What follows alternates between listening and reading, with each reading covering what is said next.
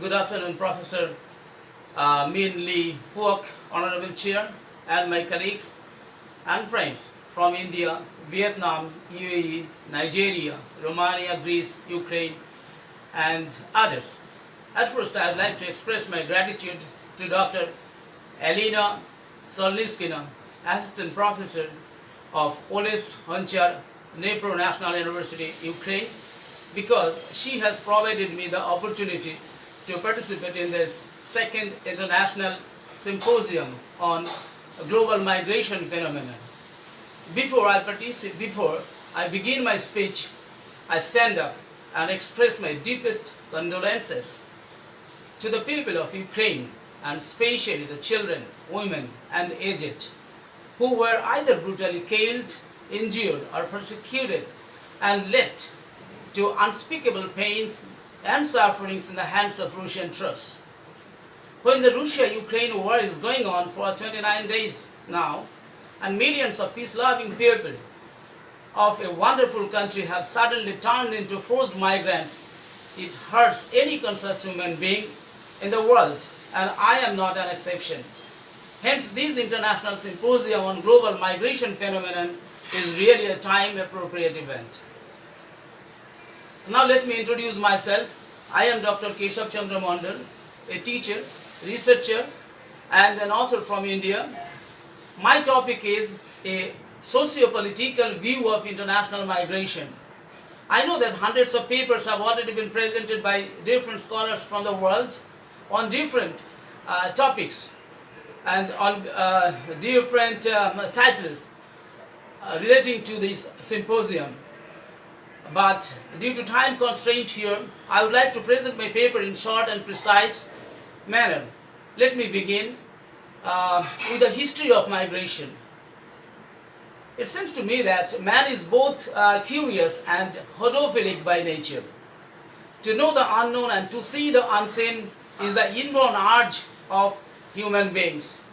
History suggests that movement by people from one place to another, both within and beyond the borders of a country, eventuate with various intentions, such as to settle down temporarily or permanently, to stay and study art and culture of others, to conquest a place and making a permanent settlement there, to seek asylum in another country because of tyranny, persecution, war, violation of human rights of the ruled by the rulers of the same country or by foreign people. Available record shows that migration of people is a prehistoric phenomenon. A recent study report published in Science shows that modern humans likely originated from several migrations from Africa that began as early as 1,20,000 years ago. Though migration is an age-old term, it was not much heard and publicly debated issue in India and international arena more than 7 decades ago. However, the term became most popular in recent past with the migration of laborers during the century's most devastating epidemic of COVID-19, especially after the media publication of the miserable onward movements of poor laborers from one place to another with big trunks, folded bearings, and children on their heads and shoulders. This picture was almost the same everywhere in the world. My introduction with the terminology dates back to the 70s of the previous century when I was a school student. I heard stories from my grandmother about persecution and suffering of the Hindu people, and particularly the women and young girls in the hands of Muslim fundamentalists after the bifurcation of India and Pakistan in the name of independence of both the countries in 1947.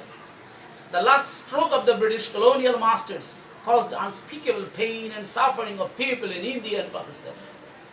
In the partition, in Punjab region alone, between 2 lakh and 5 lakh people were killed in the retributive genocide. It was reported by Brass in 2010. It was estimated by the UN High Commissioner for Refugees that about 40 million Hindus, Sikh and Muslims were displaced during the partition, which is called by scholars as the largest mass migration in human history. Further, there was migration of people from East Pakistan to India in 1971, when the liberation war of East Pakistan, now Bangladesh, was held, where approximately 3 million people were killed and at least 2 lakh women were raped. Further studies say that many experts also put that number closer to 4 lakh women and girls were raped, mass raped, and imprisoned for months in notorious rape camps. This was the scenario after the liberation war in East Pakistan then, and now Bangladesh, an independent country. These two incidents were primarily the results of political and religious persecution of one community, that is the Muslims, on the religious minorities, that is the Hindus. Let me define the concepts of migration and refugee, because these two terms are often confusing. Though there is no any formal legal definition of an international migrant, most of the scholars consider that an international migrant is someone who changes his or her country of usual residence, irrespective of the reason for migration or legal status. Generally, a distinction is made between short-term or temporary migration, covering movements with a duration between 3 to 12 months, and long-term or permanent migration, referring to a change of country of residence for a duration of one or more. On the other hand, the UN Migration Agency, International Organization for Migration, IOM, has defined the term as a migrant is a person who is moving or has moved across an international border or within a state away from his or her habitual place of residence, regardless of the person's legal status, whether the movement is voluntary or involuntary, what the cost for the movement are, or what the length of the stay is. This is the definition of the United Nations organization. A migrant and a refugee are almost similar in meaning. Often we get confused with these two identical terms. According to United Nations High Commissioner for Refugees, refugees are people who cannot return to their country of origin because of a well-founded fear of persecution, conflict, violence, and other circumstances that have seriously disturbed public order and who, as a result, require international protection. Types of migration. Migration is of various types. Broadly, we can divide migration into two segments, voluntary and involuntary. Further, migration can be bifurcated into legal migration, following migration laws, and illegal migration, through violation of migration laws. The World Migration Report 2020 highlights that despite being an age-old phenomenon, migration was accelerating as part of broader globalization transformation of economic and trade processes, which were enabling greater movement of labor as well as goods and capital. Who are migrants, and why do people generally migrate from one country to another, or from one state to another, and from one place to another? If one asks who are the people generally migrate, to answer the question, we can cite a few examples before you, which are self-explanatory. The burning examples can be drawn from four most recent incidents. 1. Labor movement during COVID-19 pandemic. Number 2. Exodus of people during Taliban invasion of Afghanistan. Number 3. Fleeing of Rohingya Muslims from Myanmar. And 4. Ukrainian people's displacement during the ongoing Russian attack on Ukraine. Now let me discuss the four above mentioned incidents of forced migrants in the world. These are the forced migrants, these are not the voluntary migrants. Labor migration during COVID-19 pandemic. The pathetic incidents of labor migration were observed during COVID-19 lockdown period. On 14 September 2020, Indian Labour and Employment Minister stated in the Parliament that an estimated 10 million migrants had attempted to return home as a result of COVID-19 pandemic and consequent lockdown. India has witnessed people who are moving on foot from one state to another with their baggages on head, children on lap, and elders on shoulders, without food, without drinking water, and without transport facilities. According to the 2011 census, India has 450 million internal migrants.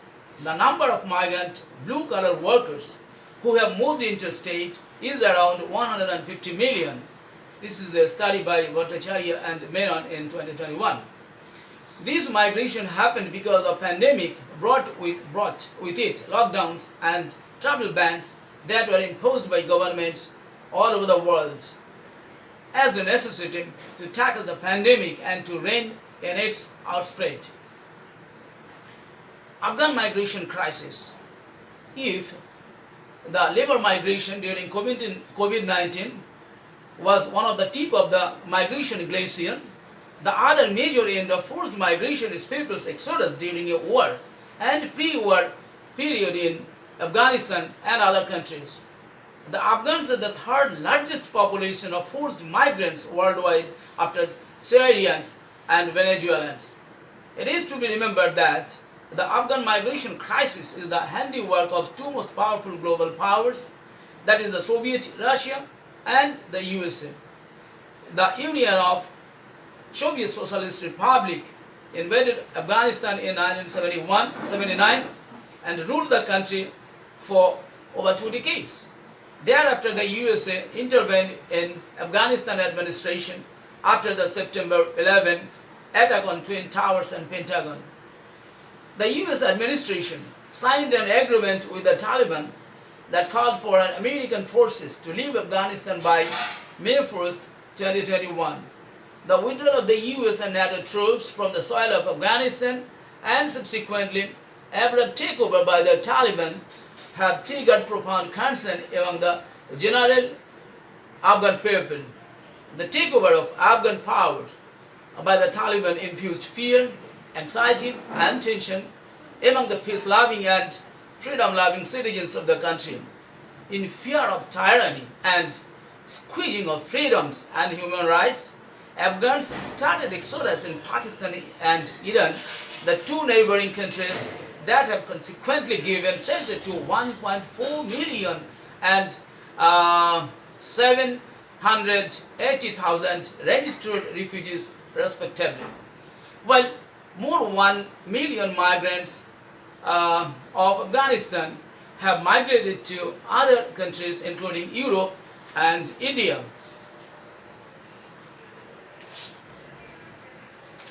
Just a minute. So this is the global situation. What is going on in the world now? If we consider that ongoing Russian and Ukrainian crisis, we will find that we can cite about this incident from a report in Business Standard that says that mass exodus of refugees from Ukraine to the eastern edge of European Union showed no signs of stopping even on Monday, when the United Nations estimating more than 5,20,000 people have already escaped Russian bourgeois war against Ukraine. Long lines of cars and buses were backed up at checkpoints at the borders of Poland, Hungary, Slovakia, Romania, and non-European member Moldova. Others crossed the border on foot, dragging their possessions behind them. Several hundred refugees were gathering at a temporary reception center in the Hungarian border village of Beregszorany, awaiting transport to transit hubs where they would be further taken into Hungary and beyond. And now, if we see the impacts of voluntary migration, let me see the voluntary the impact of voluntary migration. Always voluntary migration is better, much better than the forced migration. So from a recent study by International Monetary Fund, it comes to light that a major reason why people migrate is income differences between origin and destination countries. Richer countries attract more immigrants, especially from countries with younger populations. Countries with lower per capita income experience more immigration, but only if they are not too poor. The result of the study shows that immigrants in advanced economies increase output and productivity both in short and medium terms. 1% point increase in the output and productivity both in short and medium term. That's because native and migrant workers bring to the labor market a diverse set of skills which complement each other and increase productivity. It is learned from the International Organization for Migration today more than ever people live in a country other than one in which they were born. According to the World Migration Report 2020, as of 2019, the number of international migrants were estimated to be almost 272 million globally, 51 million more than in 2010. Nearly two-thirds were labor migrants. And international migrants comprised 3.5% of the global population in 2019. Now, let me see the positive impacts of migration on economy and healthcare. Migrants play an important role in the response to COVID-19 by working in critical areas. The World Bank data revealed that as of 10 October 2021, migrants from the 20 countries with the highest number of COVID-19 cases accounted for 33% of the total international migrant stock, and they had sent an estimated 41% of all remittances globally to their countries of origin in 2020. Migrants, regardless of where they work, make an important contribution to address the pandemic. Among the 20 countries with the highest number of COVID-19 cases, available international data for 2015 show that at least 6 countries, the United States, the United Kingdom, France, Spain, Italy, and Germany, depend on foreign-born workers in the critical sector of healthcare services. On the higher side, 33% of doctors and 22% of nurses in the United Kingdom were foreign-born. These are the positive impacts, but what are the negative impacts? There are some negative impacts of migration also. What are those? Several studies indicate that the incident rates among migrants and forcibly displaced persons appear to be consistently higher than among non-migrant groups. Migrant and forcibly displaced persons who were at a higher risk of becoming infected due to their living and working conditions. Thus, we find that the poor wage earners were the worst sufferers in the hands of the pandemic or the crisis. The poor wage earners had lost their jobs. They were frustrated due to cessation of daily earnings on which they lived. In an article, K.R. Padma and others have pointed out that nonetheless, several havocs has happened earlier times, but current pandemic is unique, and specifically migrants are vulnerable groups who faced several challenges such as negativism, humanitarianism, etc. The infection spread was at a robust rate, and sudden lockdown measures shattered the economy globally and led to psychological stress among the migrants. There are some other effects of migration. Besides the physical losses incurred by people are irreparable in entire one generation. Secondly, the physical stress and strains one individual faces during attack on his or her home, locality, institution, and society is very tormenting. Thirdly, the psychological effect fall on both mother and son, and wife and husband, particularly when one is dead or seriously injured, or leaving one person behind others in another country for saving their lives is really very pathetic. And finally, the country country, all the country, the people who were remaining in the country also always remains in tension and a fear of annihilation, complete annihilation. So some people say that it is good. Yeah, it is good for the definitely for the voluntary migrants, but it is never good for forced migrants. So there are definitely some impacts, good impacts on labor market and the public purse also, and at the same time economic growth also. For economic growth, migrants help a lot. So migrations boost the working age population of another country where they go. Migrants arrive always with skills and contribute to human capital development of receiving countries. Migrants also contribute to technological progress. In many countries of the world, the working age population is rapidly getting older. Hence, with a view to fulfilling the shortfalls in the workforce, the policies of those countries, especially the improving the migrants' employment situation, need to be addressed. Now, I would like to conclude here, and in conclusion, I would say that let us stop all kinds of war and aggression on humanity and civilization. And I appeal with my folded hands. Please stop war. Please stop all kinds of forced migration.